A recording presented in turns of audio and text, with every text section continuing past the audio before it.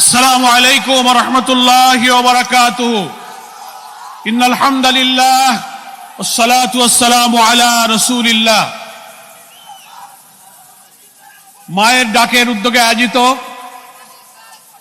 আন্তর্জাতিক মানবাধিকার দিবস উপলক্ষে আজকে ঐতিহাসিক সরোয়ার্দী উদ্যানে এই আবেগঘন পরিবেশের সমাবেশে উপস্থিত দীর্ঘ ফ্যাসিবাদী আওয়ামী দুঃশাসনের কালো যুগে শাহাদাত বরণকারী শহীদদের গর্বিত পরিবারের সদস্যবৃন্দ, আহত ক্ষতবিক্ষত অত্যাচারের নির্যাতনের চিহ্ন নিয়ে উপস্থিত আমার সম্মানিত আন্দোলনের গর্বিত সদস্য ভাই ও বোনেরা, সম্মানিত জাতীয় নেতৃবৃন্দ, সাংবাদিক বন্ধুগণ এবং প্রিয় দেশবাসী, আজকে আন্তর্জাতিক মানবাধিকার দিবস।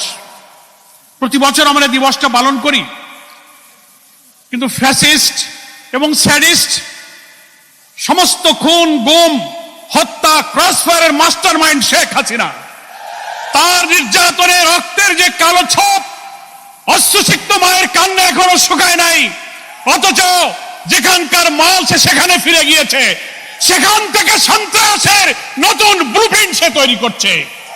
আজকের এই মানবাধিকার দিবসে আমরা বলতে চাই, সেই 2006 সালের 28 অক্টোবর থেকে শুরু করে পিলখানার হত্যাকাণ্ড, হেফাজতের হত্যাকাণ্ড, তারপরে বাংলাদেশের ইসলামী আন্দোলনের নেতৃবৃন্দকে বিনা অপরাধে সাজানো মামলা, সাজানো সাক্ষী, সাজানো বাদী, সাজানো বিচারক দিয়ে নির্মমভাবে জুডিশিয়াল কিলিং করা হয়েছে।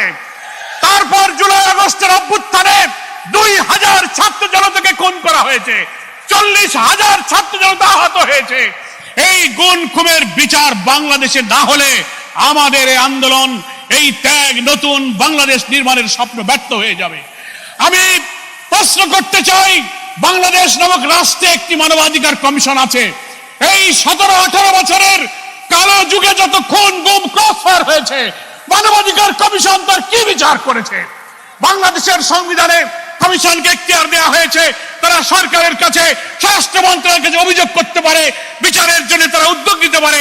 তারা করেনি। এই কমিশন ফ্যাসিবাদের দোসর ছিল। আজকে নতুন বাংলাদেশ হতে যাচ্ছে।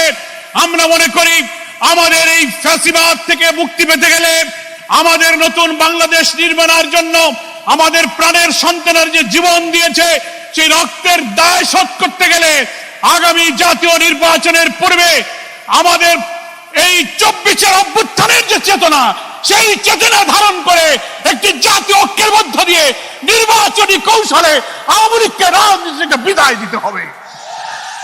প্রিয় ভাইরা আমার, আজকে বাংলাদেশের মানুষ বর্তমান সরকারের অর্থাৎ অন্তর্বর্তীকালীন সরকারের প্রধান উপদেষ্টা ডক্টর মোহাম্মদ ইউনূসের ডাকে সাড়া দিয়ে গত 4 তারিখে দেশ এবং দুনিয়াকে আমার জাতীয় ঐক্যের প্রমাণ দিয়েছি।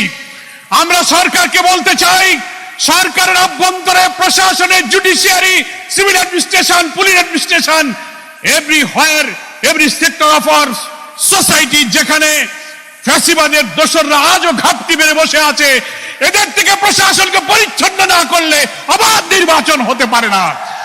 সেই জন্য আপনারা শক্ত হন, দৃঢ় হন, ঝুঁকি গ্রহণ করুন। আমরা আপনাদের পাশে আছি, কিন্তু আওয়ামী দোসরদের সাথে আঘাত করলে আপনার আমার স্বপ্ন পূরণ হবে না, নির্বাচন নিরপেক্ষ হবে না।